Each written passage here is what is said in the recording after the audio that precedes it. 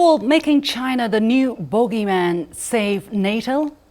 On July the 10th, the 32-member military alliance issued a declaration at a summit in Washington mentioning China a record 14 times.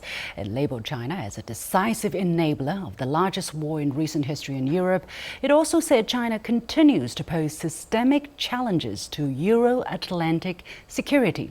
China has deplored and strongly opposed the declaration for hyping up tensions in the Asia-Pacific region and being full of bellicose remarks with a Cold War mentality. Well, if I remember correctly, less than 5 years ago, NATO was considered brain-dead and obsolete. Since then, European allies and Canada have been pumping blood into its veins as defense expenditures have grown by 18% by 2024, the biggest increase in decades. Will such efforts resuscitate NATO? Will China give new meaning to its raison d'être?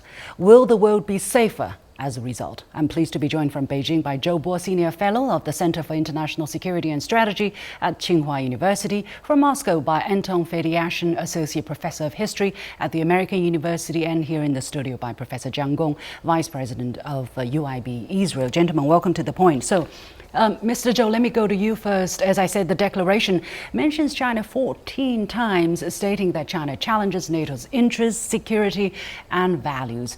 What has caused this latest bout of panic attack? Is it here to stay, and is it going to heat up? Well, I think this has demonstrated NATO's increasing anxiety over China. Yes, everybody knows that US-led NATO actually bombarded China's embassy in Yugoslavia. So there was a period when this bilateral relationship was quite chilly. But ever since 2009, when the Chinese task force met NATO task force in Gulf of Aden, we actually started having the bilateral exchanges. This was followed by regular exchange of visits.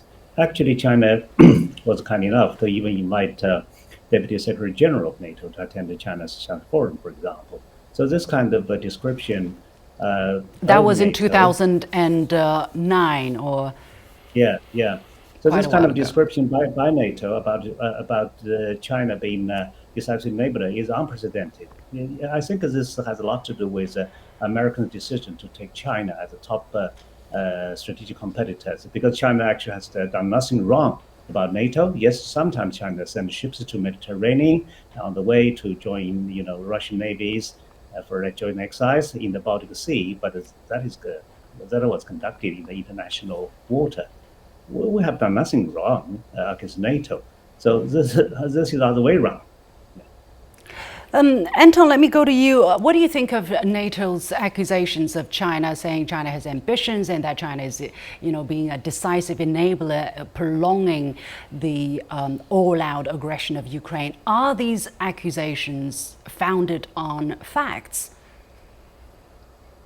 The accusations come from the very simple fact that Ukraine and NATO are losing the proxy war against Russia, and they're looking for scapegoat. And right. China fits the bill because NATO has made it public with great fanfare that they are planning on moving the operation, or part of their operation, into the Pacific to contain, deter China. And so this is the perfect excuse to start mobilizing Western European public opinion to sacrifice even more economically in order to sever the relationship between Europe and China by painting the Chinese as the bad guys in the war in Ukraine. And so I'm afraid that we're going through another inflection point as a civilization in the West, where Europe seems to be willingly turning itself into a military satellite of the United States.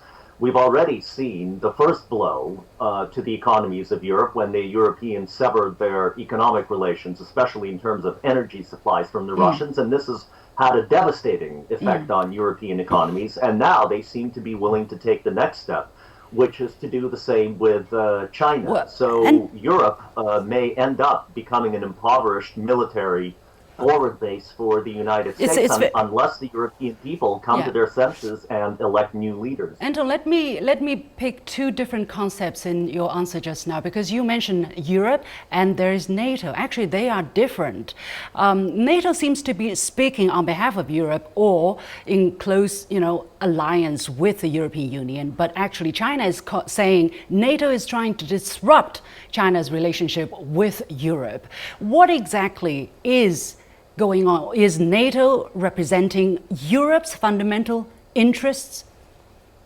That is an excellent question, Yu, and we have seen how this relationship between the EU/Europe and NATO has become increasingly indistinguishable over the past 30 years, and especially over the past 10 years. It is impossible at this point to say where the EU or Europe or NATO end or begin, because they're simply growing together. But given that what's been going on in Ukraine, I think what we're seeing over the past 10 years, and especially the last 2 years, is the complete synergy, the complete growing together of Europe and NATO. And unfortunately, this is taking place at the devastating cost of the European economies, as the World Bank and IMF figures prove beyond a shadow of a doubt.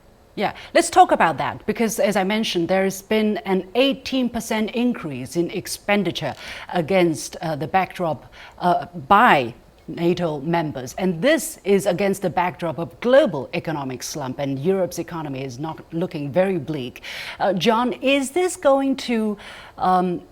really going to inject new life into NATO? Is this sucking up too much valuable resources when European economies are suffering? Well, I think this is coming from two things. One is that I think many European countries are genuinely, interested in supporting Ukraine. So they're shipping a lot of things into Ukraine from their current armaments, and they have to replenish these things. So expenditures have to increase for defenses. The second reason, I think, as our previous Russian guest has said, is that the issue regarding China being labeled as decisive enabler has a lot to do with the NATO side or the alliance side trying to find a scapegoat.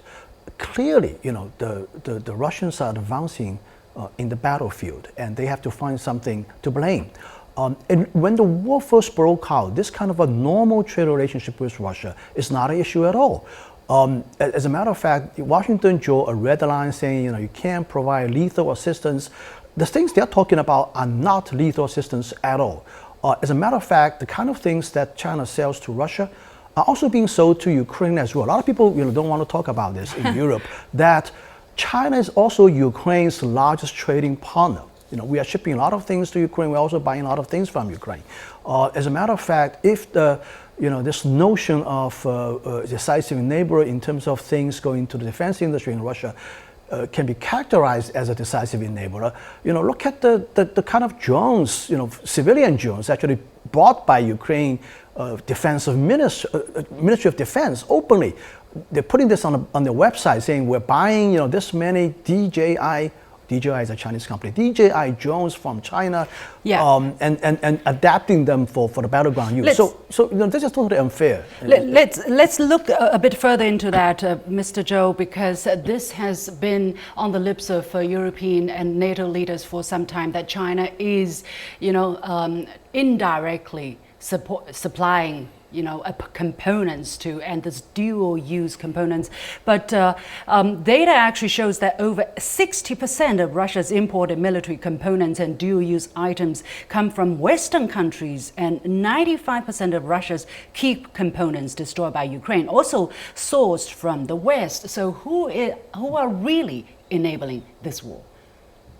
Actually, what you are saying, or just a quote from our spokesman, that actually caught me by surprise to know that actually in Russian weapons there are so many components actually come directly from the Western countries.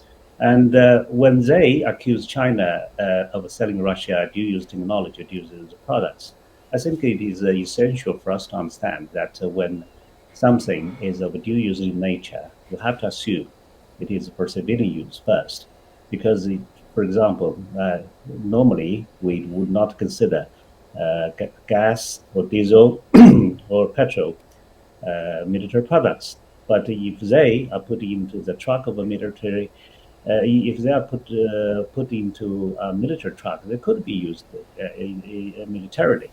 But normally people would not consider petrol or gas to be military products. So I think this kind of description actually reflect a kind of a deeper frustration that was a result of the failure of the kind of offensive from Ukrainian side ever since June last year.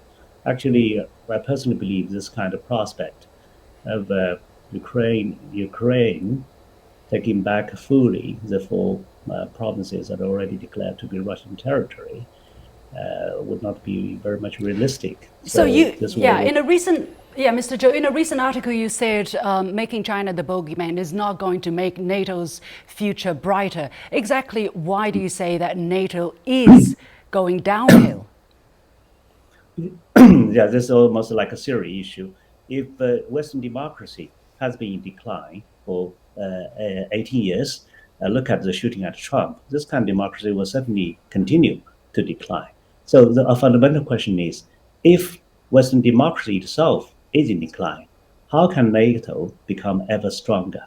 On the face of it, yes, there are two more countries joining NATO, but I believe NATO will just become more and more irrelevant because we definitely will see a splintering of this transatlantic alliance. Why?